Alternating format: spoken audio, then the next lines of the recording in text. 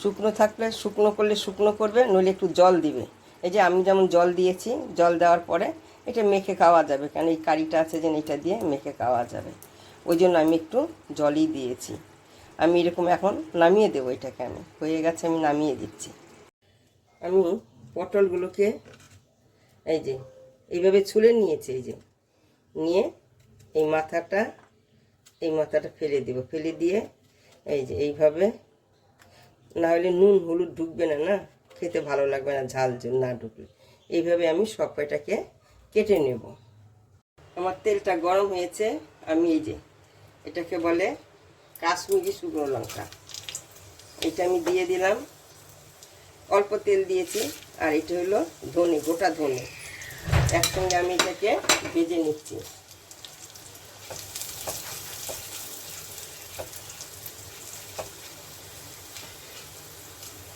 এখন এখানে আমি দিয়ে দিচ্ছি এই যে জিরে, গোটা জিরে।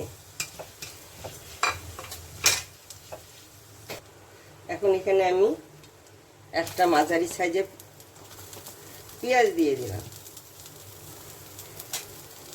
এটাকে একসঙ্গে একটু ভেজে নেব।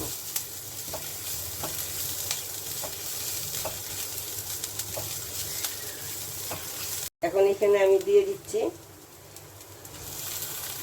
টমেটো, একটা মাঝারি সাইজের অর্ধেক টমেটো দিয়ে দিলাম।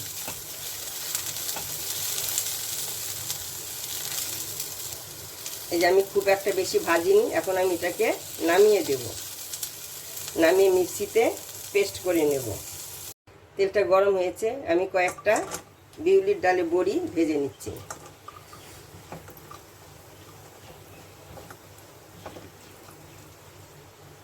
এই যে বড়িগুলো ভাজছি আমি, এই যে লাল লাল করে, বেশি করে ভাজলে না এটা সেন্ট আছে একটা বিউলির ডালে, ওই সেন্টটা খুব ভালো লাগে। এই বড়িগুলো কি করব, আমি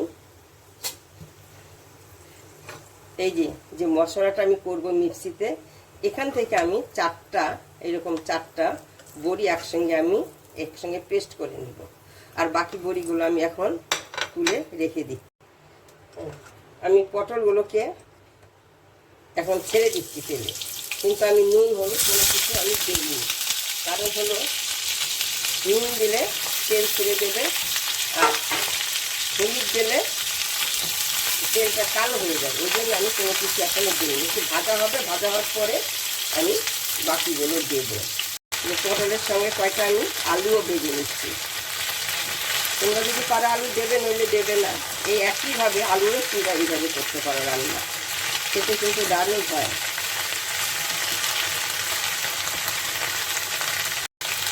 আমি এই চারটা লঙ্কা, এই যে কাঁচা পাকা লঙ্কা, যে মশলাটা পেস্ট করব, এই যে এর সঙ্গে আমি পেস্ট করে নেব। কেন, এটা তো কাশ্মীরি লঙ্কা, ঝাল হবে না, শুধু কালারের জন্য। এখন আমি এখানে এই হলুদ দিয়ে দিচ্ছি,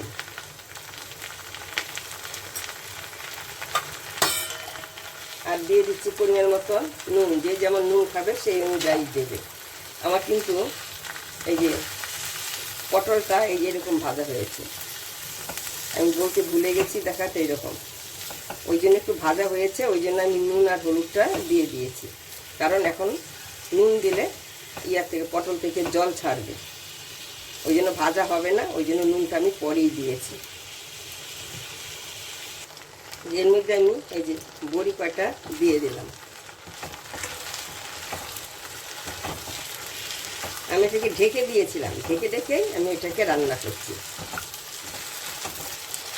একদম লো হিটে, তাহলে সিদ্ধটাও ভালো হবে, সিদ্ধটা ভালো হয়ে যাবে, নুন হলুদ ঢুকে যাবে।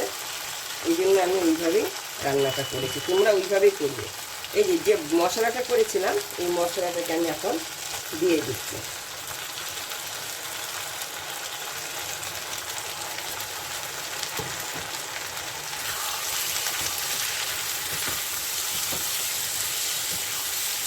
এখন আমি আবার একটু ঢেকে দিই। আমি এখানে অল্প চিনি দিয়ে দিচ্ছি, একটু নুন কম আছে দেখেছি আমি, ওই জন্য আর একটু নুন দিচ্ছি।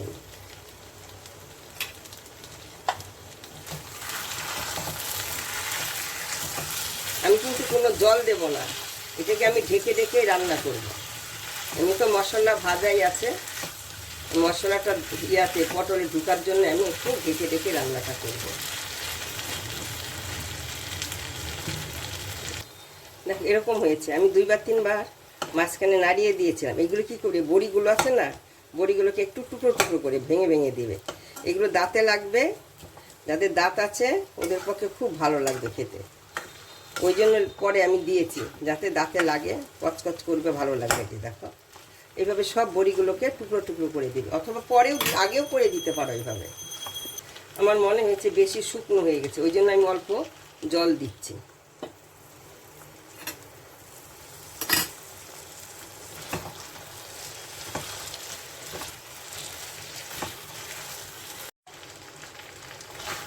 বেশি শুকনো হওয়ায় জল দেওয়া, ভাজা ভাজা হয়ে গেছিলো তো, ওই জন্য আমি একটু জল দিয়ে নিয়েছি।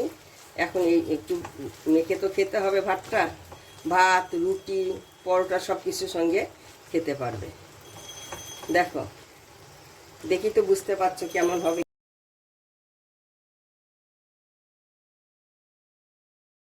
এই যে দেখো কি সুন্দর হয়েছে।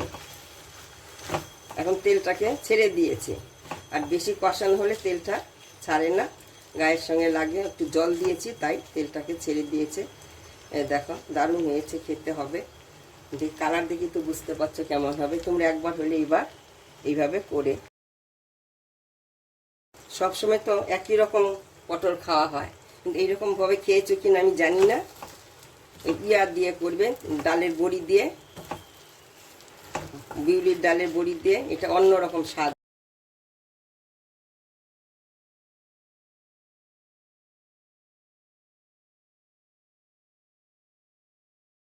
এটা বড়ি দেওয়া, আমি কোনো ঘি গরম মশলা দেইনি, কেন বড়ির সেন্টে আর যে মশলা। তোমরা যদি শুকনো শুকনো খেতে চাও তাহলে জল দেবে না, যদি না একটু আরেকটু জল জল থাকবে তাহলে একটু জল দেবে, আর একটু যদি বেশি জল দিতে চাও তাহলে আরেকটু বেশি করে জল দেবে। রান্না করবে আমি যেভাবে করেছি তোমরা এইভাবেই করবে। দেখো যেন দারুণ লাগে খেতে।